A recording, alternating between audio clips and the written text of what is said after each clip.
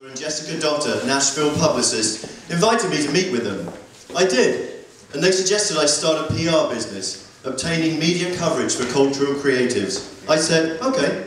Then we went to Grace's for tiramisu. Sure, I read a few how to succeed at business books, but success flows through my veins, so I promptly ignored their advice and quit my job. I decided we need a hotshot brand, so I got out my checkbook, called a hotshot designer in New York City, Chris P, and here we are. I was on a roll. We need a promo video to beat all other promo videos, I thought. The experts say this too. So I got together a film director, a bunch of creatives, beautiful women, and became the producer of a promo video that really does beat all other promo videos.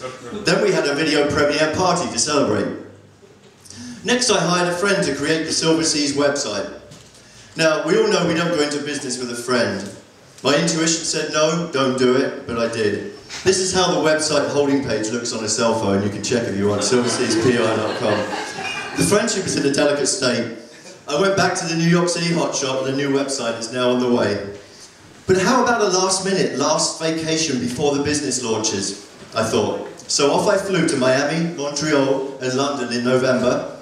And now, with the business launching in about 10 days, as well as having the drive, creativity, skills and required pizzazz, I have a lower than you would believe bank balance for motivation. So let's give 3 cheers for the inevitable success of SWVA's PR. Hip hip! Hooray! Hip hip! Hooray! Hip hip! Hooray! Alright, hi, I'm Jason Turner. I'm here to talk about shopping local because this is a B&D comic shop. Nerds everywhere know about it, and if you don't, then you should. This is like their neon signs at night, great place for comics and toys and all sorts of stuff. This is a little bit hippie. If you haven't been there, you should go there as well. I mean, if you want a $2 toaster, go to Walmart. That you can buy somebody for Christmas that they'll end up breaking in 3 months, or you can go somewhere that you can buy something unique that's neat and cool and weird, and you can chat with the owners who are also unique, cool, and weird. And glazed biscuit. I mean, you can go and make something that's going to be, you can go to the dollar store and buy crap there if you want. Or you can go and actually paint something yourself. Or take someone there and they can paint something themselves that is, it's stylized to them. They pick the colors, they paint it. It's something that's going to be sitting there. I don't know who that guy is, but homeless guy. Native Grace, it's an awesome place downtown. There's stuff downtown all over the place that's cool. And if we don't shop local, obviously these places are going to close and go away if you haven't noticed the trend lately. So another cool place to buy something unique. And after you've shopped at all these cool places, where can you go to relax? Go to No Shame Theater, where you can go and watch, or you can go perform. You can perform anything you want. 3 rules: has to be original, has to be 5 minutes or less, and you can't break anything. That's it. You can play music. You can, whatever that guy's doing.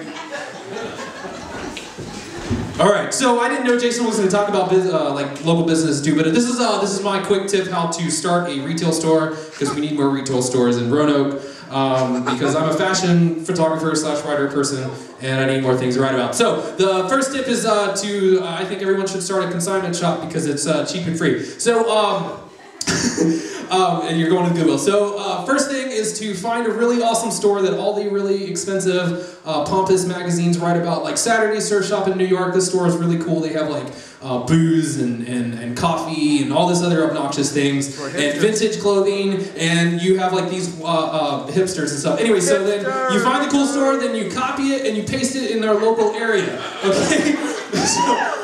Alright, so now we gotta we have a store, but remember we started off with vintage because we're poor. But as you go from vintage, you need to start buying like designer stuff that other people in this area do not have. Alright, so here's the thing. You need to go slow. So when you're buying new products, like designers and lines or whatever the heck that you're gonna purchase at your store, don't do it right out the gate, because you'll be the rabbit and you'll end up losing. So you want to be the tortoise. Take your time building your store from vintage store to vintage store / awesome designer boutique. So the last thing, I don't even know how many slides are around. Don't be lazy. Don't get complacent, because retail, I think it has like a really, really short lifespan, like a year or something. And if you get lazy, if you're like, oh, my store is really awesome, you will close. Like a lot of other really cool stores that could have been better if they would have been the tortoise and not the hare. And I think I'm out of time.